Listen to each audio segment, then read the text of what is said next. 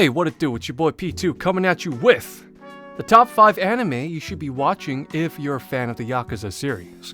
Now, I know a bunch of y'all subscribe to this channel expecting Yakuza content. Well, your patience is rewarded. I am here to bring you the very occasional Yakuza content. Let's just get to it. Number 5, The Way of the House Husband. It's a very silly, lighthearted, wholesome anime of a former Yakuza trying to be the best house husband he can be. However, it doesn't have much going on for it in terms of, animation. And also, the comparisons between the two franchises are very surface level, as in, both the main characters were former Yakuza. That's about it. That's, the only similarity they have. Number 4, The Fable. Did you enjoy Majima's story in Yakuza 0? Well, you're gonna love this one. The Fable follows the life of a socially stunted master assassin trying to blend into regular life in Osaka as part of his mission. However, unfortunately, his past catches up to him. It's such a gritty, intense, high-stakes crime drama, with some humor sprinkled in between. I know, so similar to the Yakuza series. It's also got one of the best anime opening songs of all time. It is, such a cool song. Oh my god. However, a huge drawback to this anime, and the reason why I rank it so low, is because, well, the adaptation kinda sucks. The animation and pacing are kinda rough. I recommend reading the manga instead. Number 3, Bakano. Ooh, now things are getting really good. If you like the idea of having multiple protagonists and their stories interweave together like in Yakuza's 4 and 5, you're gonna love this one. Totally different setting though. It's set in early 20th century America. And the whole anime, well, most of it anyways, takes place on a transcontinental train full of rival mafia and occult weirdos. It's just crazy. It's got a huge, colorful cast of characters with really high intensity, high octane, high adrenaline kind of action. It's just intense, alright? The only drawback is that it takes an episode or two for things to pick up. I mean, they're trying to set the scene for you, So, but your patience will be rewarded. Also, 3 things. First off, the anime opening for it, goated. Second of all, this is one of the rare cases where the English dub is actually better than the sub. I mean, it only makes sense. I mean, just look at the setting of the anime. It lends itself naturally. And last but not least, 3. Lad Russo, best character. No debate here. No discussion. Alright? Number 2, Odd Taxi.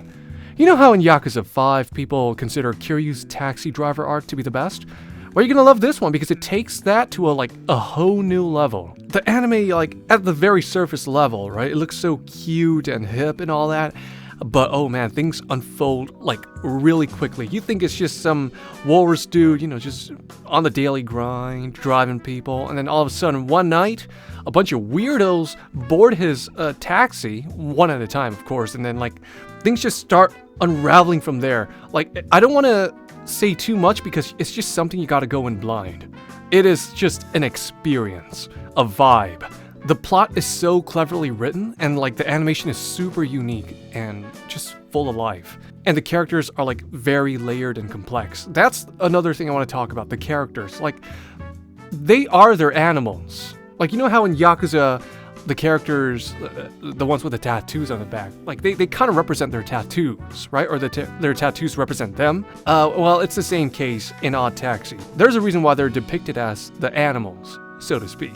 So yeah, if you like animals, if you like Kiryu's taxi driver arc in Yakuza 5, and if you like a really good mystery with so many plot twists, this is the anime for you. Also, really cool anime opening. And number 1, last but certainly not least, number 1. Not a pick you would expect, but hear me out, okay? One thing I always loved about the Yakuza series is that it manages to encompass everything. And it does it so well, right? It's got a little bit of everything. Action, drama, a little romance, just a little bit of everything. And it's got a lot of characters, they're so complex and they got a lot going on. And it also hits the emotional highs and lows really well. It's got a lot of life lessons sprinkled in between, and it's super, immersive. You can easily escape into this world. No other anime does this better than Gintama. Gintama and Yakuza are pretty much the same thing. Gintama, literally the only difference is Gintama's samurai and sci-fi. I mean, sure, okay.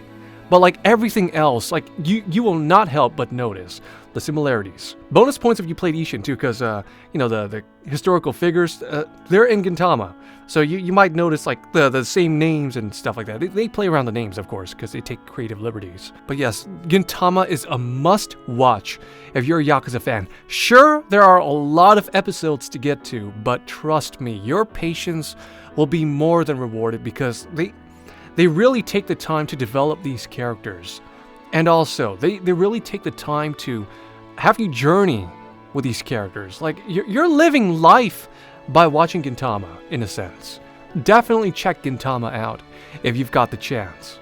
It's not just a good anime for Yakuza fans, it's just a great anime overall. And there's a reason why Fullmetal Alchemist fans are so salty on my anime list every time they see Gintama threaten Fullmetal Alchemist Brotherhood's #1 spot. And yeah, with that being said, I'm P2, and I will see you later. Take care. Peace.